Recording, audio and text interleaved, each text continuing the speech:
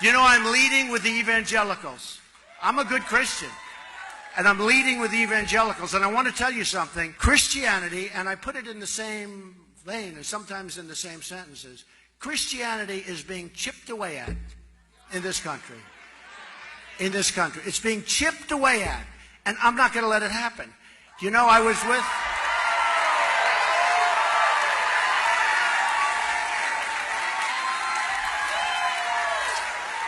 a whole room full, like 50 pastors, ministers, great people, some of whom I knew pretty well and some I don't. And I said to them, let me ask you a question. How many Christians, evangelicals, but just Christian, do we have in this country? And they were saying maybe 250 million, maybe 260 million. I said, so that's more than we have women. It's more than we have men. It's by far the biggest group. Then why aren't you banding together and getting the kinds of things you want?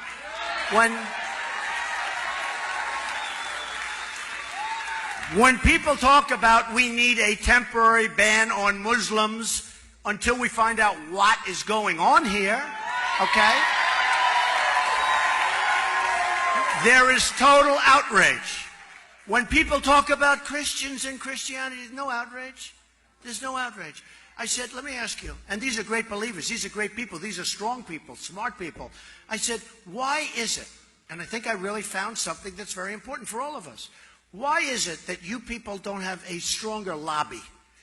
And during Lyndon Johnson's regime, I will call it, because that's sort of what it was, if you think about it, but during his term as president, they passed something where the tax deduction is under siege if they do anything that's a little bit off.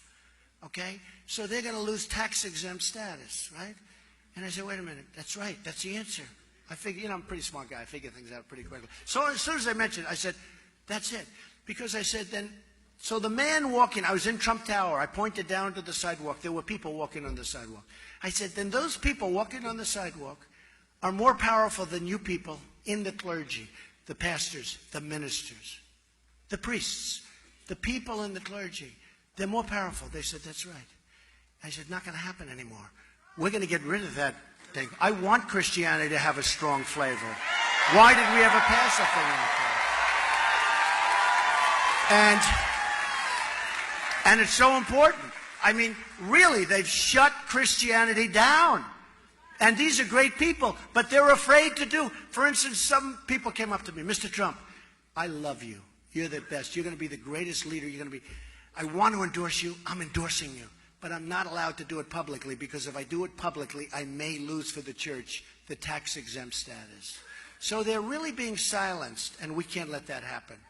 We can't let that happen. I don't care about the endorsement. They're really being silenced. We can't let that happen. We're not going to let it happen. And we're going to get that thing repealed. And think of the power we have over the Democrats, over the Republicans. I mean, the power is incredible. So we're going to get that taken care of, and we're going to be back. And I'll tell you what, come Christmas time, we're going to all be in these department stores that don't have Merry Christmas, and we're going to see Merry Christmas right in those stores, right? They don't put it up anymore. We're going to see Merry Christmas at the department stores again, folks. You goes into these stores, you don't even see Merry Christmas anymore. You say, why? Why? The store owners and the big companies especially, like Macy's, which is extremely a very disloyal company. But these big companies, they don't want to use it because it's not politically correct. It's going to be not politically correct not to put it up. You watch. You watch.